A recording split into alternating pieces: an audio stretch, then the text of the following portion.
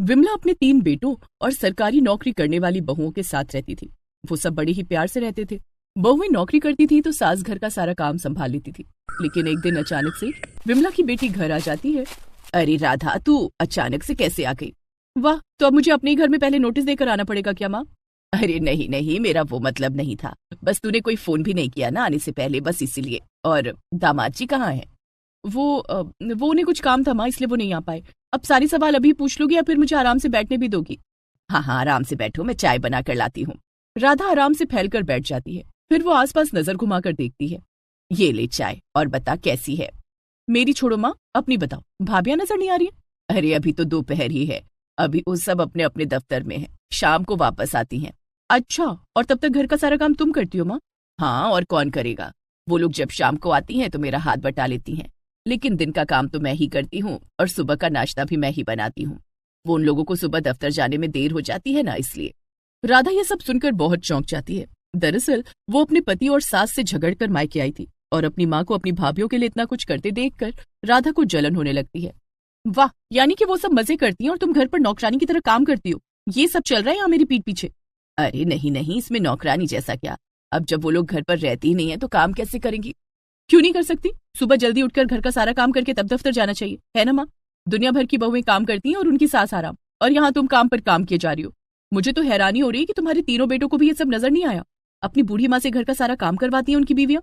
राधा की बातें विमला पर कुछ कुछ असर कर रही थी, लेकिन फिर विमला राधा से कहती है, अरे तू बेवजह ही इतना सोच रही है राधा, ऐसा कुछ भी नहीं है। सब मुझसे बहुत प्यार करते हैं और मेरा ध्यान भी रखते हैं। अब तू चल, टीवी देखते हुए खाना खाते हैं।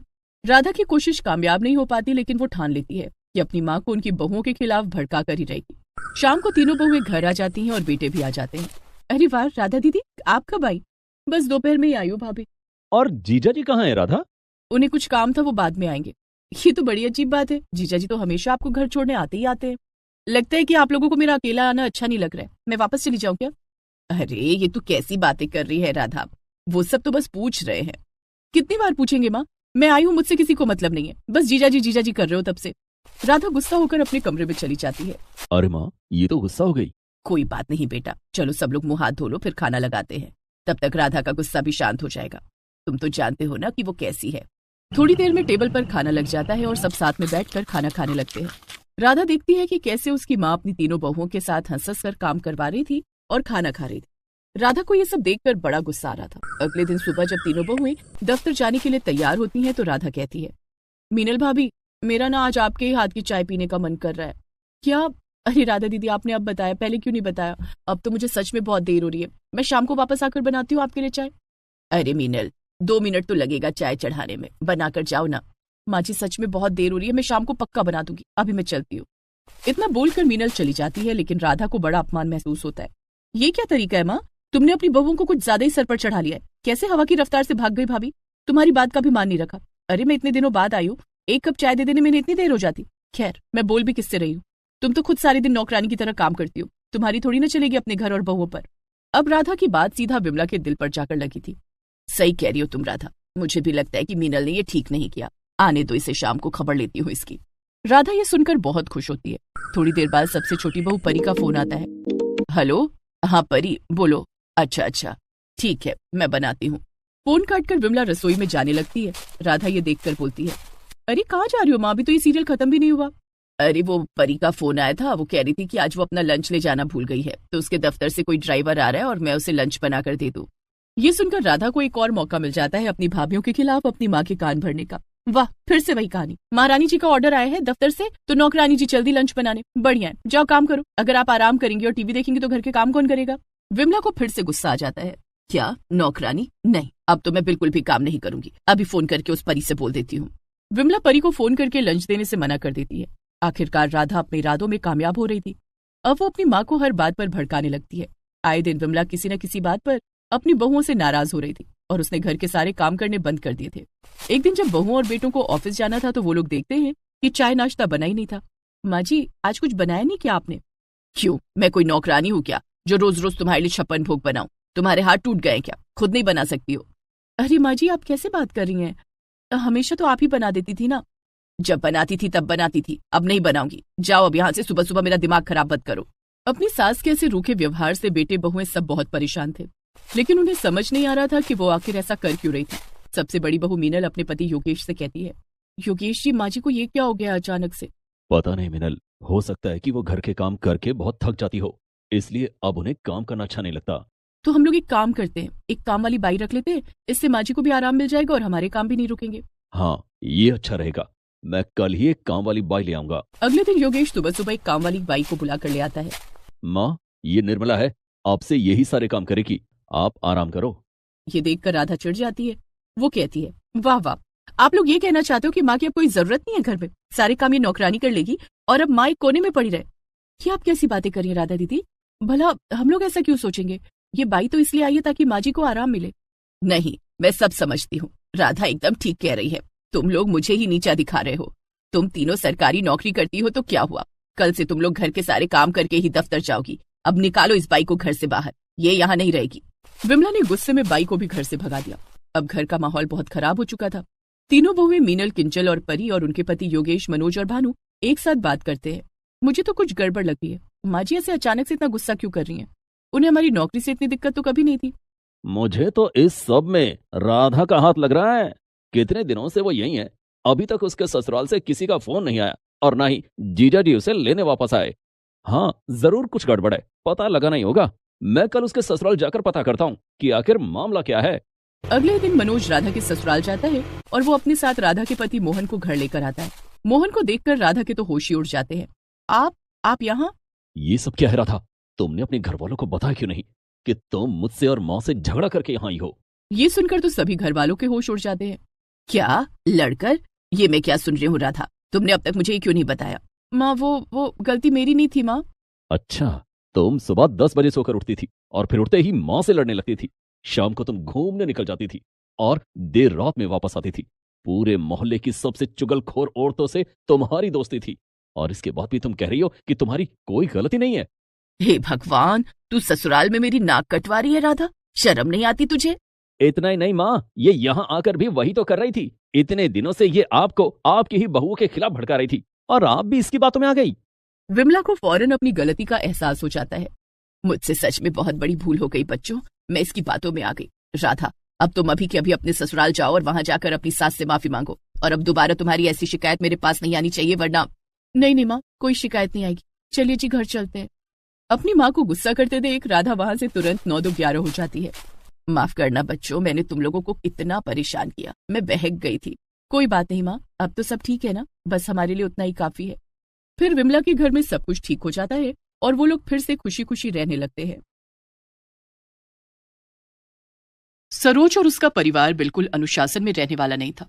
वो अपने बेटे के लिए अपने परिवार की तरह ही एक लड़की ढूंढ रही थी, लेकिन सरोज के घर में कोई आम लड़की नहीं बल्कि एक पुलिस बहू आती है। सरोज की पुलिस बहू अनुशासन के मामले में और रसोई में काफी कठोर थी। आइए अब देखते हैं कि आखिर कैसे पुलिस बहू अपने रहन सहन और रसोई से सरोज और उसके परिवार की जिंदगी बदल देगी। सरोज के घर में उसका बेटा किशन, छोटी बेटी श्रेया और पति रमेश रहते थे। हाल ही में किशन की शादी पूनम से तय हो गई थी, जो कि पुलिस की नौकरी करती थी। एक दिन सरोज के घर में सुबह सुबह सब बैठकर खाना खा रहे थे कि तभी सरोज कहती है, अब मैं तो बूढ़ी हो गई हूँ, इसलिए मुझसे ज्यादा मसालेदार खाना नहीं खाया जाता है। क्या माँ, अच्छा मजाक कर रही हो? आप तो हम सबसे भी ज्यादा मसालेदार खाना खाती हो।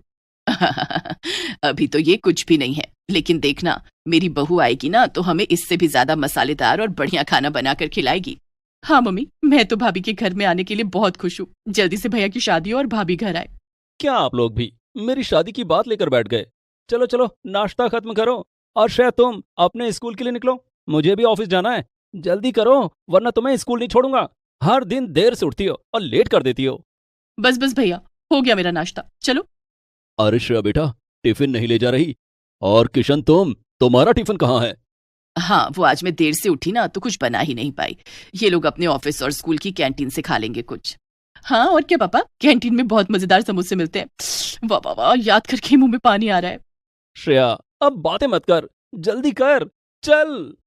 किशन और श्रेया चले जाते हैं और सरोज और रमेश भी अपने काम में लग जाते हैं। ऐसे कुछ दिन बीत जाते हैं और किशन की शादी हो जाती है। शादी करके किशन पूनम को घर लेकर आता है। आओ आओ बेटा, ये तुम्हारा नया घर है, अब तुम्हें ही यहाँ सब कुछ संभालना है। अपने नए घर की जिम्मेदारी अच्छे से उठाना। जी मम्मी जी। पूनम अपनी सास की बात को कुछ ज्यादा ही दिल पर ले लेती है। अगले ही दिन से पूनम घर में सबको सुबह 5 बजे उठा देती है। अरे क्या हुआ बहू, तुमने हम सबको इतना जल्दी क्यों उठा दिया?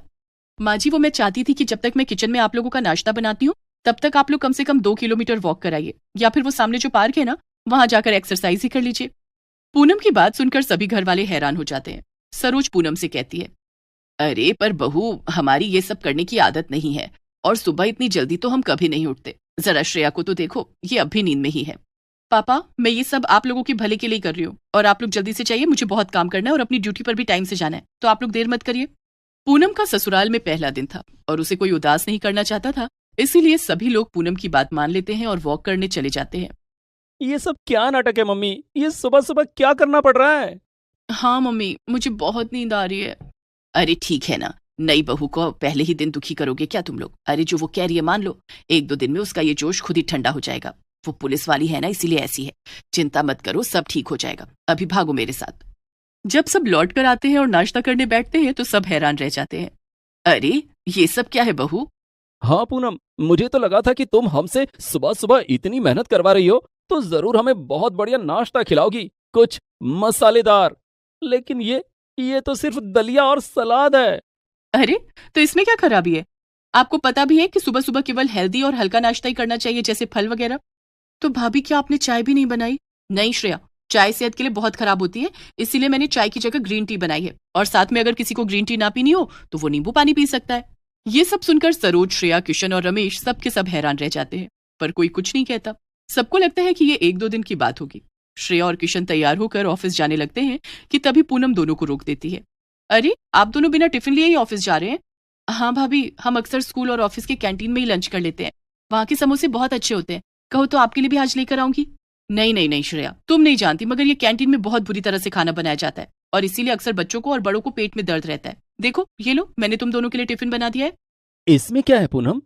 इसमें सलाद, रोटी, सब्जी, और साथ में इस बॉटल में मट्ठा है। ये आपकी सेहत के लिए अच्छा रहेगा। क्या? भाभी, पर मुझे रोटी सब्जी खाना पसंद नहीं, क्या कल आप मुझे पास्ता बनाकर खिलाएंगी? श्रेया, अगर तुम पूरे हफ्ते अच्छे से खाना खत्म करोगी तो संडे को मैं तुम्हें वही खिलाऊंगी जो तुम्हें खाना होगा, वो भी घर पर बनाकर, ठीक है? श्रेया थोड़ा दुखी होकर कहती है, ठीक है भाभी। श्रेया और किशन चले जाते हैं और अब घर में सिर्फ सरोज, रमेश और पूनम बचते हैं। पूनम सरोज के पास जाती है और उससे कहती है, माँ जी, मैंने खाना बना दिया है, और आप और पापा सिर्फ मेरा बनाया हुआ खाना ही खाइएगा, और पापा के लिए मैंने कम चीनी और नमक वाला खाना अलग बनाकर रखा है, और शाम को भी मैं जल्दी आकर खाना बना दूंगी। और हाँ, एक और बात, अब से रात का खाना हम सब 7 बजे ही करेंगे, और दिन में भी आप 12 बजे खाना खा लीजिएगा। क्या? पर बेटा, हमें रात में देर में खाना खाने की आदत है और दिन में भी। नहीं नहीं माँ जी, अब से आप सबको मेरी बात सुननी ही पड़ेगी। हमें पुलिस की ट्रेनिंग के दौरान सिखाया जाता है कि हेल्दी रहने के लिए कितने समय खाना खाना चाहिए, और आप सबको भी अब वही फॉलो करना पड़ेगा।